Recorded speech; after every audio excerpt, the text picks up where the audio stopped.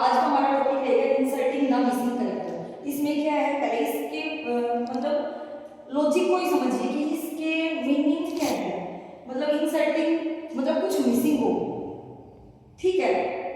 अब हमारे पास क्या क्या क्या मिसिंग हो सकता है, या तो किसी नंबर की फॉर्म में होगा या तो किसी की लेटर की फॉर्म में होगा।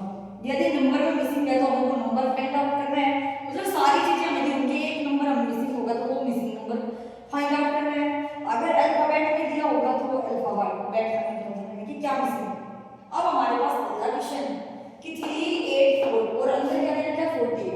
तो हम क्या करें कि बाहर वालों को करके हमें अंदर वाला नंबर लेके आना है कि इनको हम ऐड करें, सब्ट्रैक्ट करें, मल्टीप्लाई करें, डिवाइड करें, लेकिन हमारे पास अंदर वाली संख्या चाहिए।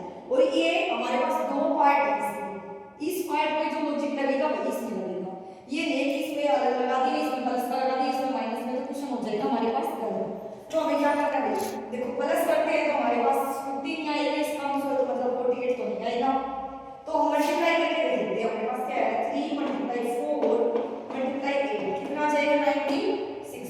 और 96 लेकिन हमें चाहिए कितना 48। तो हम क्या करें, यदि इसको 2 से डिवाइड कर दूं तो हमारे पास क्या जाएगा 2 4 जाएगा, 2 8 जा 16। आंसर हमारे कितना आ गया 48। अब जो लॉजिक हमने यहां लगाया है वही हम इसमें लगाएंगे। हमारे पास क्या है 5 × 7 × 2। देखो इन सभी की मल्टीप्लाई कितनी आ जाएगी भाई 70। 70 आने के बाद हमें यहाँ क्या किया है 2 से डिवाइड, तो इसको भी हम 2 से डिवाइड कर देंगे। तो इसको 2 से डिवाइड करोगे तो कितना आंसर आ जाएगा 75, क्योंकि लॉजिक हमने दोनों में से करना है। क्लियर, आंसर हमारा कितना आ गया 35। ठीक है, ये नहीं इसमें अलग लगा दोगे, इसमें अलग लगा दोगे, इस तरीके से निकालना है। अगला क्वेश्चन देखो भाई 1 है 8 है 27 है 64 है 125 है 216 है 343 है, या ये मिसिंग है। हमें फाइंड आउट करना है कि यहाँ जो मिसिंग नंबर है वो क्या होगा। यहाँ पे 729 है। अब हम क्या कर सकते हैं, क्या हो रहा है देखो, ये जिस दिन हमारी क्लास हुई उसी दिन मैंने बता दिया था कि हमारे पास रीजनिंग में आधे से ज्यादा क्वेश्चन के और क्यू के आधार पे होते हैं, उन्हीं के इर्द गिर्द घूमते रहते हैं हम, ठीक है। तो अब देखो या तो ये किसी की स्क्वायर या क्यूब के नजदीक लग रहे हैं, तो हमें फाइंड आउट करना है कि किसके नजदीक है। ये देखो 8 है, किसी का स्क्वायर तो नहीं होता लेकिन क्यूब होता है। किसका क्यूब होता है भाई 2 का। ये देखो किसका स्क्वायर तो नहीं होता किसी का, लेकिन क्यूब होता है भाई। किसका क्यूब होता है 3 का क्यूब।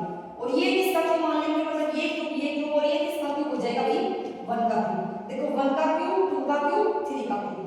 अब ये देखो किसका क्यूब है भाई 4 का क्यूब 5 का क्यूब, और ये किसका क्यूब है भाई 6 का क्यूब।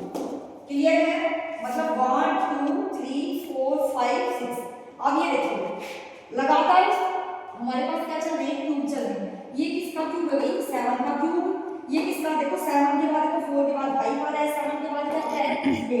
तो क्लियरली हमारे पास ये क्या आंसर आ जाएगा 8 का क्यूब। और 8 का क्यूब कितना होता है बेटा 512, मतलब इट मींस हमारा आंसर क्या आ जाएगा 512। और ये किस सेम हियर 7 8 और ये किसका क्यूब है 9 का क्यूब। ठीक है, लगातार क्यूब चल रहे हैं। स्क्वायर और क्यूब बहुत जरूरी है। अगर अब भी किसी बच्चे को याद नहीं है तो अब भी तुम्हारे पास टाइम है कि आप ना याद कर ले, क्योंकि बहुत सारे क्वेश्चन इन्हीं के सर्कल में चलेंगे। अब देखो अगला हमारे पास अल्फाबेट में आ गया। हमारे पास इस टाइप के जो क्वेश्चन होंगे ना वो या तो कैसे सोल्व होंगे बेटा, या तो रो से सोल्व होंगे या कॉलम से सोल्व होंगे। क्लियर है, या तो रो से सोल्व होंगे हमारे पास या कॉलम से सोल्व होंगे। लेकिन ये नहीं है कि एक में तुम रो से सोल्व कर दो एक में कॉलम से सोल्व कर दो तो भी हमारा क्वेश्चन गलत हो जाएगा। या तो तुम रो से करो या तो तुम कॉलम से सोल्व करो, ठीक है। अब देखो ये क्या हो रहा है, कॉलम से अगर हम रो से करके देख रहे हैं तो हमारे पास कुछ नजर सा नहीं आ रहा है, एस है ओ है डी है। लेकिन देखो अगर हम ऐसे कॉलम से देखते हैं तो S I 6 S I x क्या बन गया 6 अपने आप में एक वो है कि 6 बन गया, तो लॉजिकल मीनिंग बन गया इसका। ऐसे ही ओ एल ई 1, इसका मतलब क्या हो गया 1। अब हमारे पास टी डब्ल्यू और क्या लगाएगी भाई हमारे पास मीनिंगफुल वर्ड हो जाए कोई, तो हमारे पास क्या हो जाएगा टी डब्ल्यू ओ। क्लियर है, तो हमारा आंसर क्या आ गया ओ। क्लियर है। अगला क्वेश्चन देखो भाई हमारे पास क्या है 4 है 3 है। छोटी संख्या से हम बड़ी संख्या लेके आएंगे।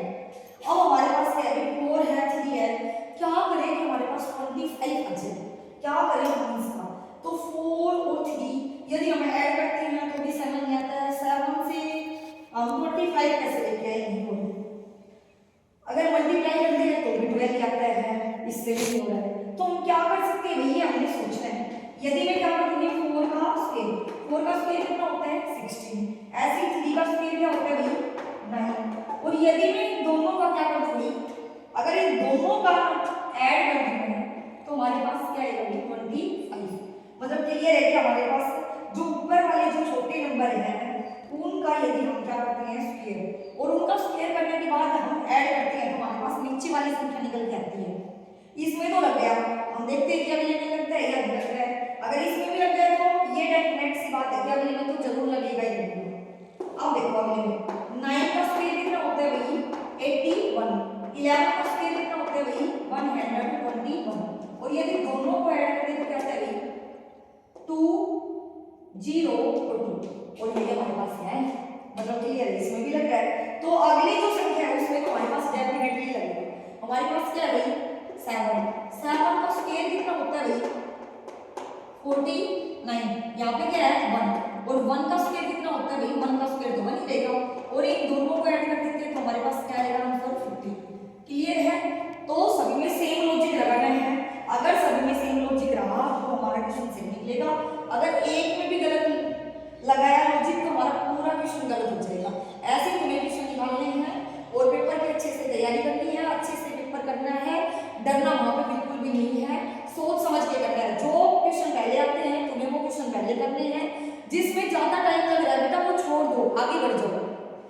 यदि कोई क्वेश्चन तुम्हें 1 मिनट से ज्यादा टाइम ले रहा है तुम्हारा, मतलब उसको छोड़ दो, उसको बाद में देखना, अच्छे से